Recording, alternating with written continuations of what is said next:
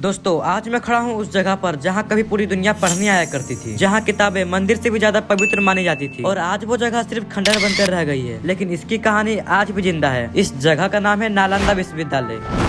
करीब 1500 साल पहले गुप्त वंश के राजा कुमार गुप्त प्रथम ने इस विश्वविद्यालय की नींव रखी थी। दोस्तों यह कोई आम विद्यालय नहीं था, यह था दुनिया का पहला रियायती विश्वविद्यालय। यहाँ भारत से ही नहीं बल्कि चीन, जापान, कोरिया, तिब्बत, इंडोनेशिया जैसे देशों से भी छात्र पढ़ने के लिए आया करते थे।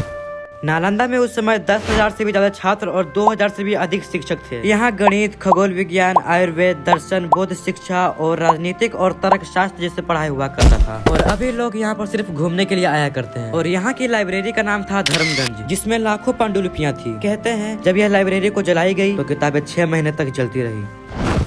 12वीं सदी में तुर्क आक्रमणकारी बख्तियार खिलजी ने नालंदा पर हमला कर दिया। उसे समझ नहीं आया कि ये मंदिर नहीं बल्कि ज्ञान का घर है। उसने किताबों को आग लगा दिया, गुरुकुल उजाड़ दिया और यहाँ तक कि एक युग को खत्म कर दिया। दोस्तों यह सिर्फ एक विश्वविद्यालय का विनाश नहीं था, बल्कि यह भारत की आत्मा पर हमला था। आज नालंदा खंडहर है, लेकिन यहाँ की खामोशी आज भी बोलती है। इन ईंटों को देखो, ये सिर्फ पत्थर नहीं है, ये सवाल पूछती है। सोचो आज अगर ये विद्यासागर जिंदा होती तो भारत कहाँ होता। आज आप कमेंट बॉक्स में जितना हो सके उतना बख्तियार खिलजी के बारे में शब्द लिखिए, बट उससे पहले आप ये जान लीजिए कि उसने इसे जलाया ही क्यों था। तो दरअसल बख्तियार खिलजी को एक बीमारी हो जाती है और कई बेथा की उसे दिखवाने के बाद भी वो ठीक नहीं हो पा रहा था। और तब किसी ने राहुल श्रीभद्रा के बारे में बताया और राहुल श्रीभद्रा इस विश्वविद्यालय के प्रिंसिपल थे। और जब राहुल श्रीभद्रा बख्तियार खिलजी के पास पहुंचते हैं तो बख्तियार खिलजी उनके सामने एक शर्त रख देता है। वो कहता है वे किसी प्रकार का हिंदू दवाइयों का सेवन नहीं करेगा। और राहुल श्रीभद्रा मान जाते हैं और उस तुर्क शासक बख्तियार खिलजी को एक कुरान पढ़ने के लिए देते हैं और कहते हैं तुम इसे डेली पढ़ना, तुम ठीक हो जाओगे। और वो सच में कुछ दिनों के बाद ठीक हो जाता है, लेकिन किसी प्रकार उसे ये पता चल जाता है कि उसके कुरान के ऊपर दवाई का लेप लगाया गया था, जो कि थूक लगाकर पन्ने पलटने के कारण उसके शरीर में चला जाता था। इस बात का खुलासा होने के बाद वो बहुत गुस्सा हो जाता है, लेकिन वो ना समझ ये भूल जाता है कि वो किसी प्रकार ठीक तो हो गया। और फिर वो लास्ट में अपने सेना के साथ इस विद्यासागर के ऊपर हमला कर देता है और ना जाने कितने विद्यार्थियों ने अपना ज्ञान बचाकर भागने की कोशिश किया, बट उन क्रूर शासकों ने सबको जलाकर राख कर दिया। तो ये थी इस खंडहर की दर्दनाक कहानी। और ये कहानी सुनने के बाद भी अगर आप कमेंट में बख्तियार खिलजी के लिए 2 शब्द नहीं लिखते हैं तो मैं समझूंगा कि आप बख्तियार खिलजी के जैसे ही हो। और गाइस आप ये जो देख रहे हैं ये है विश्वविद्यालय का नक्शा। और ये जो खंडहर है ये पूरा मिट्टी में दबा हुआ था, जिसको खुदाई के माध्यम से निकाला गया है और फिलहाल खुदाई बंद कर दी गई है। और ये जो आप द्वार देख रहे हैं इसे बाद में बनाया गया है। इसका जो रियल गेट था वो नहीं मिल पाया, जिसके कारण ये गेट बनाया गया। और ये जो आप भीड़ देख रहे हैं ये शिक्षक और विद्यार्थियों का भीड़ है, जो कि स्कूल के माध्यम से घूमने के लिए आए हुए हैं। और यहाँ आए दिन हजारों लोग की भीड़ रहती है घूमने के लिए। तो आज हमने इस छोटे से वीडियो के माध्यम से इस नालंदा यूनिवर्सिटी का पूरा इतिहास जान लिया। और अगर आप इस जगह को घूमना चाहते हैं तो मेरी तरफ से पूरा हाँ रहेगा। और मैं तो कहता हूँ इस जगह को नहीं घूमा तो क्या घुमा भाई। और ये भाई दुनिया का सबसे पहला रियायती विश्वविद्यालय है, जहाँ लोग अभी भी विदेशों से घूमने के लिए आते हैं। और टिकट का दाम मात्र 40 रुपया है। और जो विदेश से घूमने के लिए आते हैं उनके लिए टिकट का अलग दाम है। और 15 साल से कम उम्र के बच्चों के लिए कोई टिकट नहीं है, मतलब वो फ्री में घूम सकते हैं। तो मेरा नाम है गौरव और आपको ये वीडियो कैसा लगा कमेंट में जरूर बताना। और ऐसे ही वीडियोस देखने के लिए हमारे इस चैनल गौरव सौरभ व्लॉग को जरूर सब्सक्राइब करें।